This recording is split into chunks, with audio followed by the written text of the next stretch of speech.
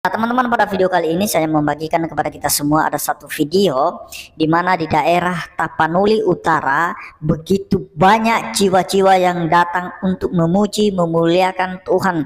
Mereka bersukacita, mereka bernyanyi, mereka melompat, mereka menari-nari untuk kemuliaan Tuhan. Kenapa, teman-teman? Karena mereka bersyukur, mereka bersukacita karena keselamatan yang telah mereka terima. Ada di komentar video tersebut, teman-teman, saya lihat ada satu orang berkomentar, dia berkata, oh, Kristen itu modal joget-joget saja, modal nyanyi-nyanyi saja masuk surga. Nah, teman-teman, tidak demikian. Saya mau katakan bahwa orang Kristen bersukacita, bernyanyi, menari-nari karena mereka sudah diselamatkan, bukan supaya diselamatkan. Karena sudah diselamatkan, oleh karena itulah orang Kristen, pengikut-pengikut Yesus bersukacita. Kita lihat di berbagai media, teman-teman, ya, akhir-akhir ini begitu banyak gereja yang disegel, dipersekusi, ada pelarangan ibadah, ada pembubaran ibadah, dan lain sebagainya. Dan juga para hamba Tuhan, khususnya para apologetik Kristen yang membela imannya, bahkan diproses secara hukum. Kita percaya bahwa itu tidak pengaruh untuk memberitakan Injil. Kita tetap semangat, justru ketika ada hal-hal tersebut terjadi di dalam kehidupan kekristenan, maka orang Kristen itu justru semakin bangkit untuk memberitakan kabar baik bahwa Yesus adalah Tuhan dan Juru Selamat. Nah, teman-teman, sebelumnya mari kita simak videonya yang berikut ini.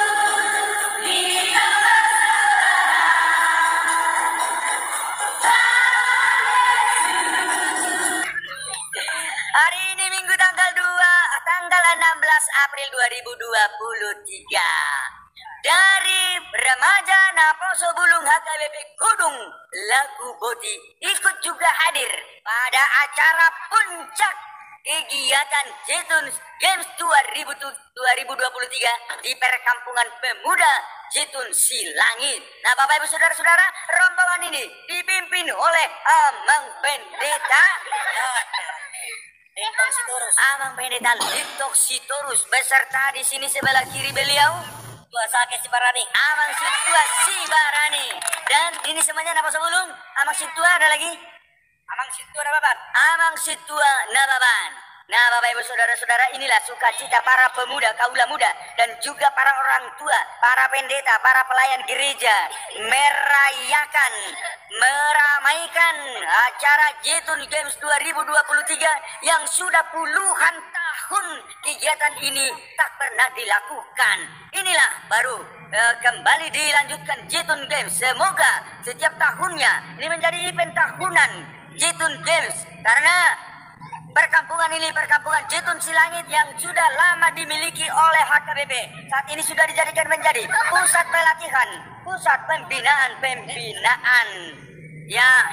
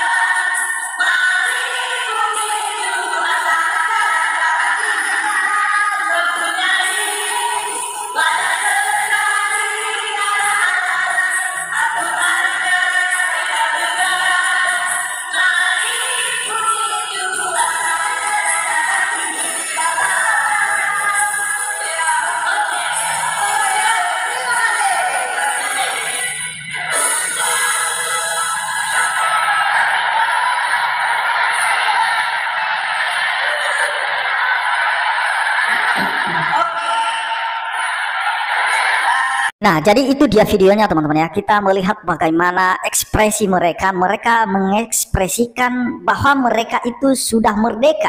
Merdeka dari mana? Merdeka dari belenggu dosa. Di mana dahulu ketika mereka belum mengenal Kristus sebagai Tuhan dan Juru Selamat mereka, mereka tidak bersukacita seperti ini. Mereka tidak menari-nari seperti ini. Mereka tidak bersorak-sorak seperti ini karena mereka masih dibelenggu oleh dosa. Dan ketika Yesus Kristus datang untuk mengorbankan dirinya bagi kita karena kita tidak bisa menyelamatkan diri sendiri. Oleh karena itu kita sudah digantikan oleh pengorbanan Kristus. Itulah korban yang sempurna yang berlaku sekali untuk selamanya.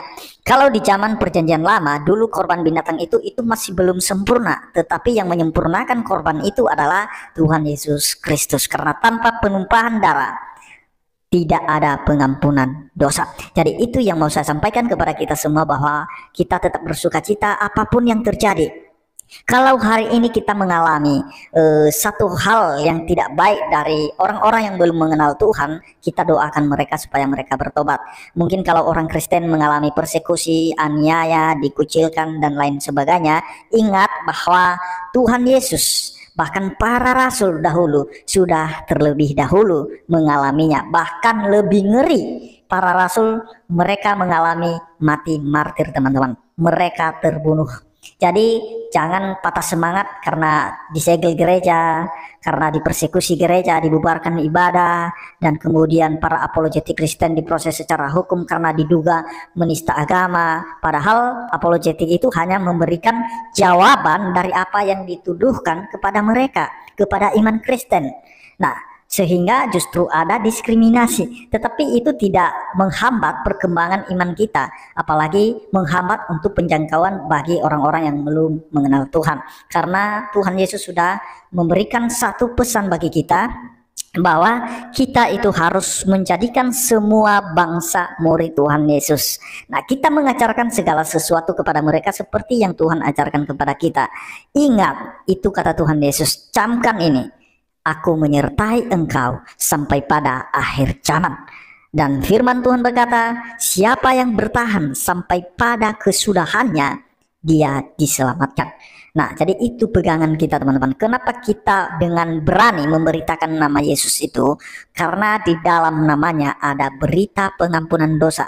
Dan ketika orang mendengar tentang nama Yesus, apa yang dikerjakan oleh Yesus, apa yang dilakukan oleh Yesus bagi umat manusia, ketika mereka percaya hal itu, maka mereka dibebaskan, mereka dimerdekakan, dan setelah mereka dimerdekakan, tentu saja mereka punya sukacita, mereka bersorak-sorak, mereka menari-nari, mereka menyanyi untuk kemuliaan Tuhan. Kenapa? Karena mereka sudah dimerdekakan.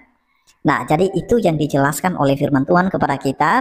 Bahkan di dalam Filipi 2 ayat 10-11 berkata begini, supaya dalam nama Yesus bertekuk lutut segala yang ada di langit. Perhatikan, segala yang ada di langit dan yang ada di atas bumi dan yang ada di bawah bumi, dan segala lidah mengaku Yesus Kristus adalah Tuhan bagi kemuliaan Allah Bapa. Perhatikan teman-teman bahwa harus segala lidah mengaku Yesus Kristus adalah Tuhan. Jadi kita memberitakan tentang kabar baik itu, berita pengampunan dosa itu. Kalau mereka menolak atau menerimanya, itu urusan Tuhan dengan mereka.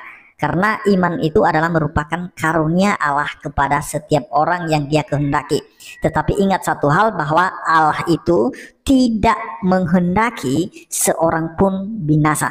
tidak menghendaki seorang pun binasa, melainkan Allah itu mau agar semua manusia diselamatkan. Tetapi pada faktanya manusia banyak menolak karena mereka banyak yang berusaha untuk mengandalkan perbuatannya. Mereka lebih percaya diri mereka sendiri untuk menyelamatkan diri sendiri daripada percaya caranya Allah untuk menyelamatkan kita.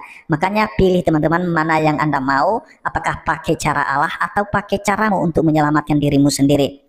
Nah, tentu saja orang yang berpikir dengan jernih dan punya hikmat dan bijaksana, tentu saja dia lebih memilih caranya Tuhan untuk menyelamatkan manusia. Bagaimana caranya Tuhan itu? Itulah melalui Yesus Kristus dikirim ke dalam dunia ini. Dia yang adalah firman pada mulanya dan kemudian menjadi daging, menjadi manusia. Demi apa? Demi menyelamatkan kita. Itu caranya Tuhan. Jangan pakai cara kita, karena setiap cara manusia itu pasti sia-sia.